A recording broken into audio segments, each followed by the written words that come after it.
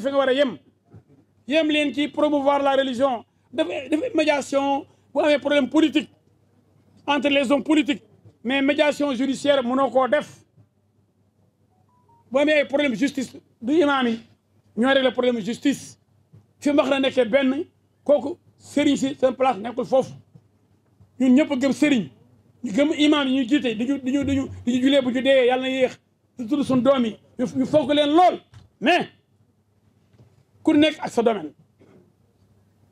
justice mënuñu ko tëj ni léegi yéen imaam yi yéen rek problème justice xanaa kenn laa ko nangul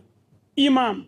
juge Ndari Diop le grand juge et le grand imam du tribunal de grande instance de Dakar il est juge et imam maa ngi koy nuyu sama xarit président Ndari Diop